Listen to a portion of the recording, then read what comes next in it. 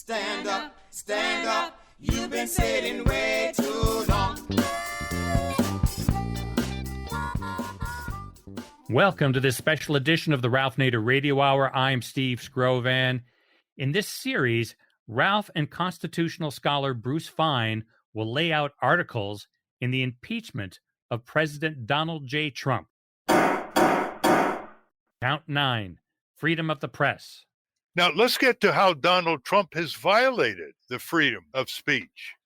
Well, we know that he's the one who's presided over the new, more expanded indictment of Julian Assange. Whether there's a trial or not, still dependent upon extradition proceedings in Britain. But he's tried to utilize, his position to punish those in the press pool, the White House press pool, who say things critical of him. And he's openly said, well, we need to change the libel laws, really to cut back on what the Supreme Court has said in a famous case called New York Times and Sullivan. Grants the press some breathing room in publishing stories that may be inaccurate, but are not knowingly inaccurate, and expose them to heavy libel judgments. And I'd say that the other element that comes into play, and it's a more, I would say, indirect, is by basically labeling the press as the enemy. He has encouraged, if not violence, he has encouraged disrespect for the media and tried to cast aspersion on what is an essential element of any democracy, of journalism, by suggesting they're not patriotic. Would you include incitement at rallies? Well, and he's incited violence at rallies. I don't know whether it's only against the journalists, it's any of his critics, but he's, by his attitude and scorn, the nature of his words, he's suggested that, well, the enemy, if you just call somebody an enemy, well, you're kind of suggesting you're in a state of war with someone. And you're in a state of war, what is the definition of war? You use violence to conquer the enemy. So it's that kind of language and attitude that I do believe is an effort to chill the freedom of the press. Why would he use the phrase enemy of the people, which he's used again and again to describe the media, when that phrase goes back to some pretty bad dictatorships in Europe? Well, I think because he oftentimes has indicated he's envious of dictators who don't have separation of powers or a Congress or a judiciary to deal with. And that's what I think his relations abroad kind of suggest. Kim Jong-un in North Korea, or Putin, or Xi, he seems quite comfortable, or MBS in Saudi Arabia, with persons who don't have to account to anyone but themselves. And they also, like Mr. Trump, call the media, the free press, enemy of the people. There are constitutional scholars who think that the First Amendment is the most important of all amendments. It's the privileged amendment. And describe the First Amendment and why the founding fathers thought it was so important. Yeah. Well, freedom of speech and freedom of press. Critical, what the framers called the organized scrutiny of government. Thomas Jefferson once said that if he had to choose between newspapers and government or government without newspapers, he'd rather have newspapers without government. You need sunshine. It's the best disinfectant, as Louis Brandeis used to say. The most efficient electric light is the most efficient policeman. And we just know it's human nature. If you put things out in the sunshine, people will refrain from doing very evil things that they would perpetrate in the darkness. And also the press is needed in order to have an educated public about what their government is doing. Every individual doesn't have the resources and time to constantly monitor everything the government is doing. The press kind of serves as a filter. It doesn't mean that it's infallible. It's not. But the idea is this is an institution, if you will, whose purpose is to have an informed public, different sources of media, so not everyone is singing from the same libretto. And that's how we will secure our liberties. And we definitely repudiated the British practice of licensing laws. You can't print without getting a government license. No, we wanted a free press. You could bring defamation actions after the fact, but it was thought essential to preventing kind of government tyranny. Yeah. Bruce Fein, should be pointed out, the First Amendment only applies to government action. It doesn't apply to a big corporation. It tells you to keep your mouth shut in Boeing or keep your mouth shut in Merck Sharp and Dome or Citigroup.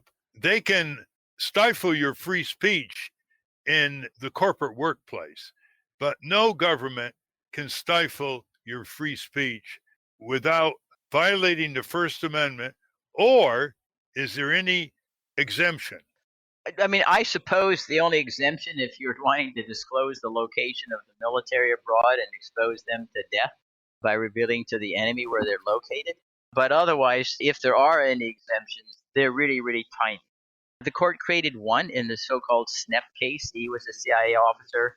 He signed a non-disclosure agreement, namely he wouldn't publish anything without having the CIA review what he was going to publish for classified information. The court said, well, all right, you had an obligation not to he published this book called Decent Interval. The government can collect the profits you made off of the book because you violated your non-disclosure agreement. But even there, the court went out of its way not to prevent the publication in advance. That follows from the Pentagon Papers, where the court held, the New York Times, Washington Post could publish these 47 volumes of classified information about the lies the government was telling about the Vietnam War, and the government couldn't get an injunction to stop the publication. So it's only in the narrowest circumstances can the government prevent even its own employees from speaking out about wrongdoing. What about the outstanding federal indictment against Julian Assange? What's your view of that in the context of the First Amendment, which, by the way, applies to all persons, not just American citizens, just the way people in foreign countries can use our Freedom of Information Act as well as citizens in the U.S. can use the Freedom of Information Act? Yeah, I think that it's very problematic. They started out saying that he was the one who colluded or conspired with Tulsi Manning, to distribute in an unauthorized way classified information. But they went beyond that in that they, by superseding indictment, and said, no, now they're going to charge him with simply publishing diplomatic cables and classified information without even showing that there's any actual harm that was caused. I think the Espionage Act that they're charging with violation itself violates the First Amendment because it doesn't require the government to show anything bad happened to our national security. And oftentimes the publication helps it. I remember John Kennedy, when he was president, said he wished the New York Times would have exposed the secret classified invasion plans for Cuba, the Bay of Pigs. That would have stopped the stupid operation. But the Espionage Act doesn't have any defense saying, no, the burden isn't on the government to show that anything adverse happened. Nobody really is able to show anything adverse happened from the publication of these various and sundry cables. If they're truthful information. And it would be the equivalent of punishing the New York Times and Washington Post published the same things as Julian Assange did. Some people think the espionage has been misused. Barack Obama used it more than any other president before President Trump. What's the origin of it, and do you believe it's been misapplied? Yeah.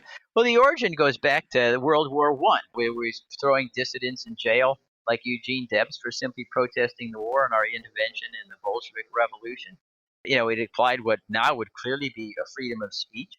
They cast suspicion on so-called hyphenated Americans. It really was one of the most dismal eras in civil liberties, and that's where it still stems from, 1917. And again, I think that it flouts the First Amendment because if the government is going to punish speech, it's got to show, as Louis Brandeis in Holmes said, some immediate concrete harm. It can't just punish speech because it's classified information. We all know that the government classifies the most innocuous things, like the breakfast menu for an Air Force base in Texas. And so you got to show, if you're going to make it a crime, it's really harmful to our national security. We don't have a British Official Secrets Act that punishes everything simply because the official said we want it to be secret. You mean classified information now covers oatmeal? Yeah. Oh, yeah, or Cheerios or whatever. Yeah, that's what well, I don't know whether they think they poisoned the cereal down in the green base or something, but the most trivial things get classified. Everybody recognizes the vast overclassification, and nobody ever gets punished for classifying too much rather than too little. That's right, Ralph. You and I have read many Bob Woodward books. Every page of a Bob Woodward book is 3 or 4 pieces of classified information.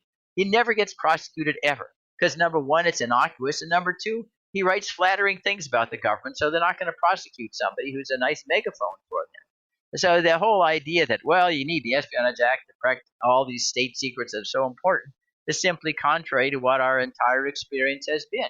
I think even with regard to Ed Snowden's revelation, well, all these information out here about these classified documents going to wreak havoc on the United States diplomacy. And Hillary Clinton said the same thing. Well, really, nobody's ever been able to identify, well, what are the bad things that have happened because of the revelations?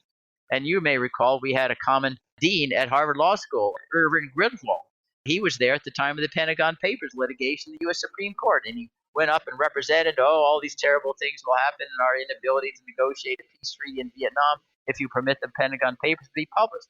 Later on, he confessed, nope, there wasn't anything serious that was disclosed whatsoever. I was wrong.